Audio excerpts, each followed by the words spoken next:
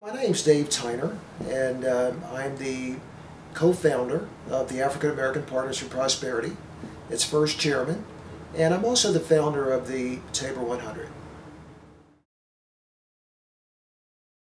I grew up in the friendly streets of Philadelphia, Pennsylvania, went to Catholic schools, and graduated, and the day after graduation I was in basic training down in San Antonio, Texas in the Air Force.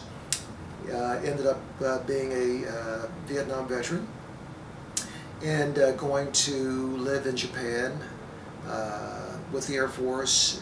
Was still on active duty. Also lived in Thailand for a year, Korea.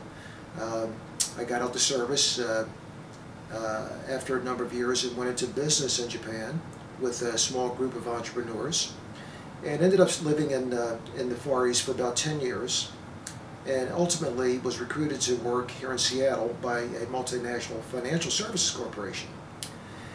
And I have been here for the past 30 years, involved in owning and operating my own commercial insurance agencies and being active in the community. Well, Tabor 100 in its beginning form was meant to reach out and embrace the entire community of African American men, from the academic side to the small business owner to the student. From my perspective, there was a spiritual dimension that was about love and solidarity and compassion. And that always has been a prime directive for me. Now, coming out of that, of course, was the focus for economic parity, fairness. And that's another side of me that, as a businessman, I saw that there was inequity. I saw that there was not fair and equal access for particularly African American businessmen at that time.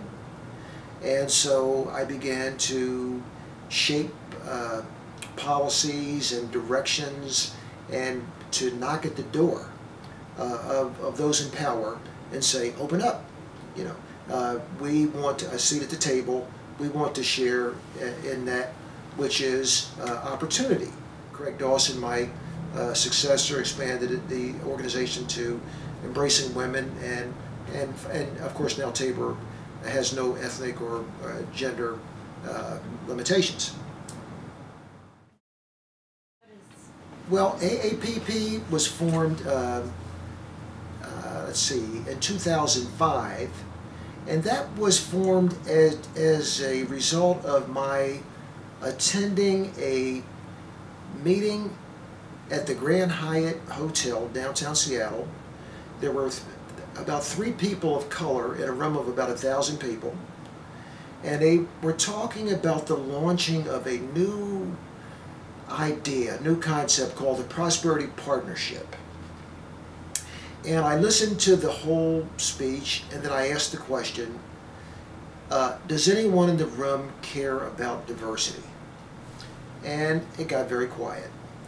And the meeting was over, and some folks came over to me and said, Dave, we want to talk to you, and one thing led to another. And the Prosperity Partnership, to my mind, the focus needed to be relative to the vision that I had, one solely focused on economic development. Hence, my naming it the African American Partners for Prosperity. Ultimately, and I would say rather quickly, within the first 2 years, we expanded the scope of our community to embrace folks from all racial, ethnic, and gender backgrounds as we approached socioeconomic, political access and opportunity. I really did not ask to be honored, and actually did not want to be honored. It's good. It's enough to do the best you can, and kind of just go quietly in the night. I humbly accept this award and very much appreciate it. Perhaps something or the things that I've done in my life will stimulate or motivate others to continue on long after I've left the scene, to take on those challenges, to understand that someone has taken those risks, and to continue the work that myself and others have done.